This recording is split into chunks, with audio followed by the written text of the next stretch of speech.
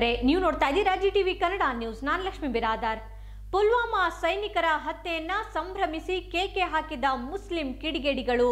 ರಾಯಚೂರು ಜಿಲ್ಲೆಯ ಲಿಂಗಸೂರು ತಾಲೂಕಿನ ತಲೇಖಾನ್ ಗ್ರಾಮದಲ್ಲಿ ನಿನ್ನೆ ತಡರಾತ್ರಿ 15ಕ್ಕೂ ಹೆಚ್ಚು ಮುಸ್ಲಿಂ ಯುವಕರು ಹಸಿರು ಬಣ್ಣ ಎರಚಿಕೊಂಡು ಪಟಾಕಿ ಸಿಡಿಸಿ ಸಂಭ್ರಮಾಚರಣೆ ಮಾಡಿದ ಘಟನೆ ನಡೆದಿದೆ. ಗ್ರಾಮಸ್ಥರಿಗೆ ಸುದ್ದಿ ತಿಳಿದು ಸ್ಥಳಕ್ಕೆ ಬರುವಷ್ಟರಲ್ಲಿ ಯುವಕರು ಪರಾರಿಯಾಗಿದ್ದಾರೆ. ಮಸ್ಕಿ ಪೊಲೀಸ್ ಠಾಣೆಗೆ ದೂರು ನೀಡಲು ಗ್ರಾಮಸ್ಥರು ಮುಂದಾಗಿದ್ದಾರೆ. ಈ ಘಟನೆಯ ಬಗ್ಗೆ ಮಾಹಿತಿಯನ್ನ ಪೊಲೀಸರು ಪಡೆಯುತ್ತಿದ್ದಾರೆ. ಈಗಾಗಲೇ ಗ್ರಾಮದಲ್ಲಿ ಬಿಗುವಿನ ವಾತಾವರಣ ಸೃಷ್ಟಿಯಾಗಿದೆ. ಕಿಡಿಗೇಡಿಗಳನ್ನ ಬಂಧಿಸುವಂತೆ ಗ್ರಾಮಸ್ಥರು ಪ್ರತಿಭಟನೆ ನಡೆಸುತ್ತಿದ್ದಾರೆ.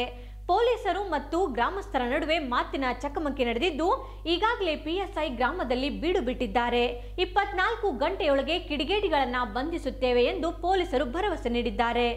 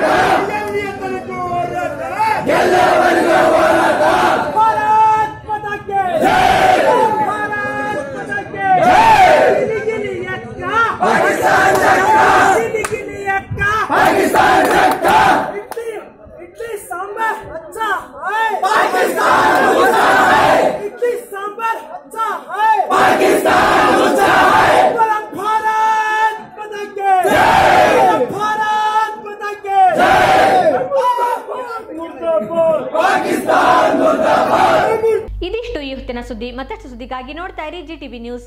ಜಿ ಅಂದ್ರೆ ಇದು ಜೀನಿಯಸ್.